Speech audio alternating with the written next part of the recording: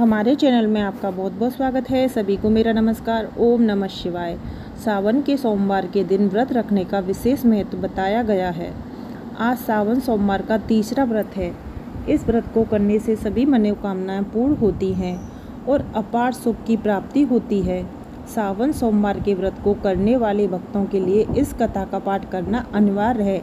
ऐसी मान्यता है कि सावन सोमवार के व्रत में कथा का पाठ किए बिना व्रत पूरा नहीं होता है। तो आइए व्रत कथा शुरू करते हैं।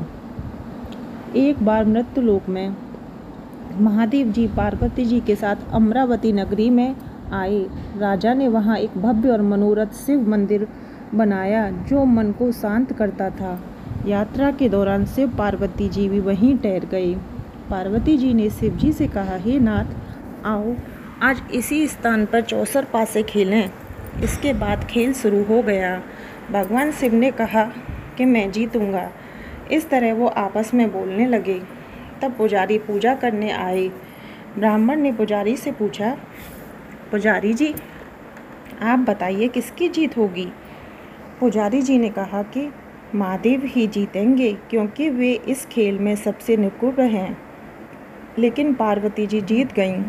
पुजारी की इस टिप्पणी से आहत होकर माता पार्वती ने पुजारी को कोढ़ी होने का श्राप दिया। अब पुजारी कोढ़ी हो गया। फिर भगवान शिव और माता पार्वती दोनों वापस चले गए।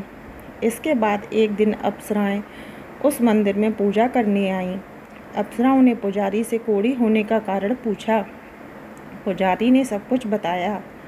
अप्सराओं ने पुजारी से कहा कि पुजारी जी आप सावन सोमवार का व्रत करें, इससे शिव जी प्रसन्न होकर आपका संकट दूर करेंगे। पुजारी जी ने अप्सराओं से व्रत करने का तरीका पूछा। अप्सराओं ने व्रत करने और उद्यापन करने की पूरी प्रक्रिया बताई। पुजारी जी ने व्रत को विधि पूर्वक श्रद्धापूर्वक शुरू किया और अंत में इसका उद्यापन भी किया। इस व्रत के प्रभाव से पुजारी जी बीमार नहीं होते थे। कुछ दिनों बाद शंकर जी पार्वती मैया फिर से उस मंदिर में आए। पुजारी को बीमारी से मुक्त देखकर पार्वती जी ने पूछा कि उन्होंने मेरे दिए हुए श्राप से बचने के लिए क्या किया। पुजारी जी ने कहा, हे प्रभु, अप्सराओं द्वारा बताए गए 16 सोमवार के व्रत करने से मेरा यह संकट दूर हुआ है। कार्तिकेय जी भी इससे प्रसन्न हुए और सोमवार को पार्वती जी के लिए व्रत किया। कार्तिकेय जी ने माता से पूछा कि मेरा मन हर समय आपके चरणों में लगा रहता है।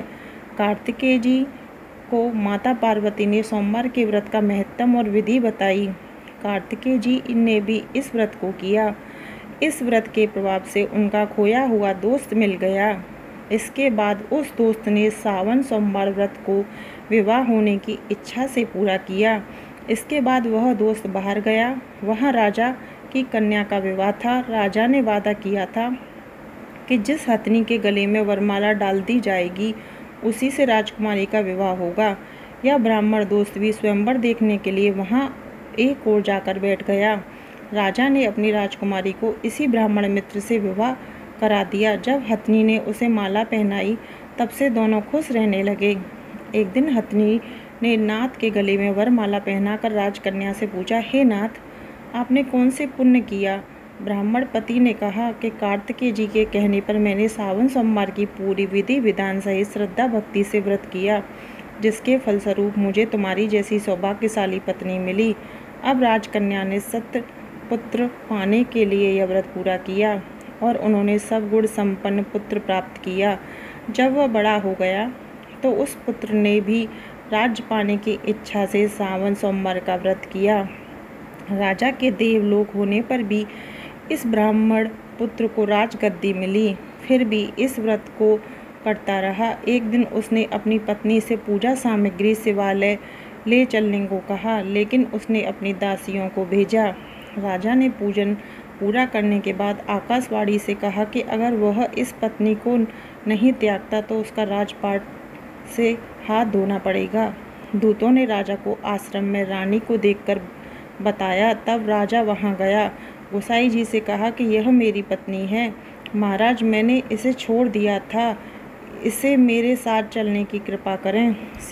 शिव जी की कृपा से वे हर वर्ष साल सोमवार का व्रत करते हुए खुश रहने लगे और अंत में दोनों को मोक्ष स्वर्ग की प्राप्ति हुई। इस प्रकार जो व्यक्ति सावन में सोमवार के व्रत को श्रद्धापूर्वक करता है, भगवान शिव की कृपा से उसकी सभी मनोकामना पूरी हो जाती हैं और उसे मोक्ष की प्राप्ति होती है। तो यहाँ हमारी 16 सोमवार की व्रत कथा समाप्त होती है। आपको हमारी वीडियो कैसी लगी ये कमेंट बॉक्स में ज़रूर बताएं और वीडियो पसंद आई हो तो चैनल को सब्सक्राइब करें। इस तरीके की वीडियो आपको हमारे चैनल पर मिलती रहेंगी।